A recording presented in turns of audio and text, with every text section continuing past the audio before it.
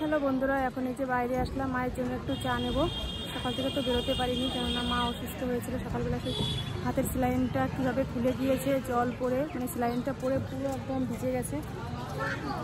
দাঁড়াই, প্রচণ্ড রোদ লাগছে, পুরো ভিজে গেছে। সেই চ্যানেল খুলে দিয়েছে। এখন ডাক্তারবাবু এসে দেখে গেছে মাকে, দেখে বলছে যে ছুটি করে দেবে আজকে। সিস্টারকে বললাম চ্যানেলটা করে দিতে, কিন্তু চ্যানেল এখনও করে দেয়নি। দেখা যাক চ্যানেলটা হবে কি না আদৌ, সেটা জানি না। সেটা যদি ছুটি লিখে দেয় তাহলে তো আর দেবে না, আর যদি ছুটি করতে একটু লেট হয় তাহলে চ্যানেলটা যেভাবেই হোক করিয়ে নেবো। মায়ের জন্য যদি আরেকটা সেলাইন করিয়ে নিতে পারি তাহলে একটু সুবিধা হবে, মানে মায়ের শরীরটা একটু যদি দুর্বল কাটে। সারা রাত তো প্রচণ্ড কষ্টের মধ্যে দিয়ে কাটিয়েছি, সেসব বা নাই বললাম রাত্রের কথা। রাত্রে এখন সকালবেলা চলে আসলাম।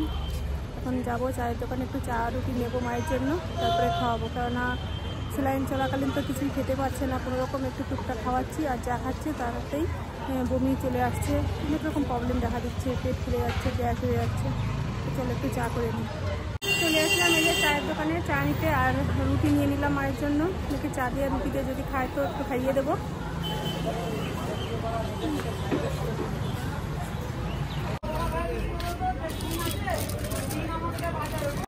এই যে চা নিয়ে এসেছি মায়ের জন্য, তাই যে কাপে করে অল্প একটু দিলাম, কেননা পুরোটা খেতে তো পারবে না। আর যে রুটি নিয়ে এসেছি, এখান থেকে রুটি একটা বের করে দেবো, যে রুটি যদি খেতে পারে।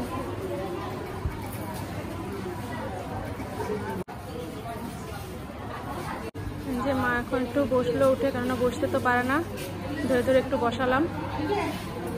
দিন ধরে যে এক টেস্ট করে রয়েছে, ছুটি হয়ে গেছে। মাকে এখন বের করে নিয়ে আবার আউটডোরে ডাক্তার দেখাতে হবে। এই যে ব্যাগ ট্যাগগুলো সব আমি নিয়ে আসলাম, এখানে রাখলাম। আর এই রিপোর্টের কাগজগুলো সব রয়েছে এই প্যাকেটটার মধ্যে, মানে এই ব্যাগটার মধ্যে। দাদা আর ভাই দুজনে মাকে ধরে নামাচ্ছে। চলো ডাক্তার দেখিয়ে তারপর বাড়ি যাই, বাড়ি গিয়ে তারপর আবার কথা হচ্ছে তোমাদের সাথে।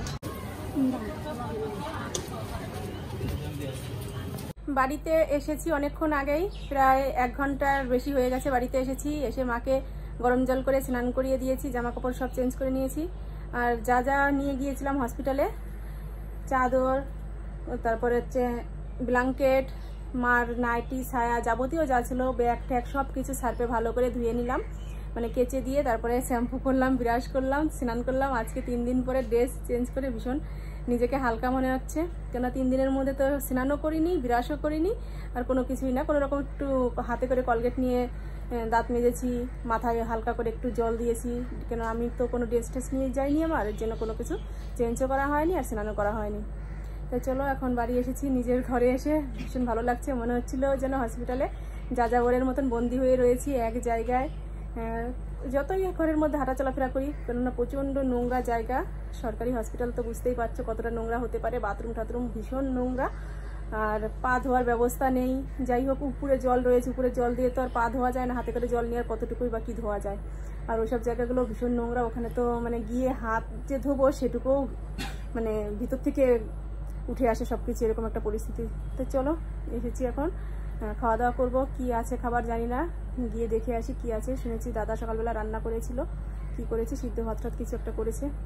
ও তো গিয়েছিল মাকে আনতে, দাদা ভাই দুজনেই গিয়েছিল। তো চলো খাবারটা নিয়ে আসি।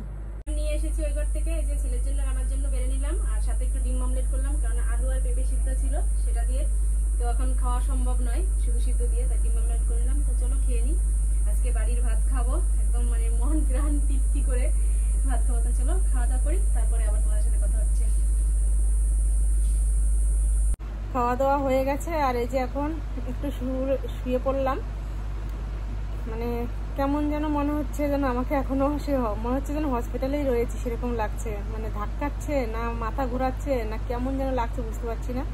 তো একটু শুয়ে থেকে আর একটু শীত শীত ভাব লাগছে, মনে হচ্ছে যেন জ্বর জ্বর ভাব এসেছে গায়ে। হসপিটালে মায়ের জন্য লজেন্স কিনেছিলাম, মা লজেন্স খেতে চেয়েছিল, এই যে সেই লজেন্সগুলো খায়নি, এখন এই লজেন্সগুলো খাচ্ছি। একটা খেয়েছি, মায়ের মুখে প্রচণ্ড মিষ্টি লাগছে এই লজেন্স। প্রথমে বলেছিল যে আমার জন্য নিয়ে আসিস, দেখে লজেন্স মুখটা ভালো লাগছে না, তাই যে এই লজেন্সগুলো পেয়েছিলাম এগুলোই কিনেছিলাম। এবার তুই খাবি এই লজেন্স? ছেলেও শুয়ে রয়েছে পাশে, খালি গায়ে রয়েছে, ওকে বলছে ও খাবে না। ও খেলো হচ্ছে মটর ভাজা, 1 প্যাকেট মটর ভাজা কিনেছিলাম, সেটাই খাওয়া হয়নি, সেই মটর ভাজাটা খেলো, আর আমি লজেন্সটা খাবো। তো চলো এখন একটু কাঁথা গায়ে দিয়ে শুয়ে থাকবো, একটু না ঘুমালে আর ভালো লাগবে না, কেননা রাত্রে তো সেভাবে ঘুম হয় না, কোনো রকম এক সাইডে কাত হয়ে একটু ঘুমাই আবার উঠে যাই, পুরোপুরি ঘুমটা তো আর হয়নি, এর জন্য কেমন যেন লাগছে। তা এখন দেখি যদি একটু ঘুম হয় তো শরীরটা অনেকটা ফ্রেশ হয়ে যাবে, তারপরে আবার তোমার সাথে কথা বলছি। সন্ধ্যার সময় যে মার জন্য একটু স্যুপ বানাতে আসলাম। আমারও শরীরটা একদম মানে তোমাদের তো বললামই শোয়ার আগে ঘুমিয়ে পড়েছিলাম, এই মাত্রই উঠলাম ঘুম থেকে। ছেলেকে বলেছে যে একটু স্যুপ বানিয়ে দিতে, এর জন্যই উঠে আসলাম আবার। বানানো হয়ে গেছে, মাকে একটু দিয়ে আসি।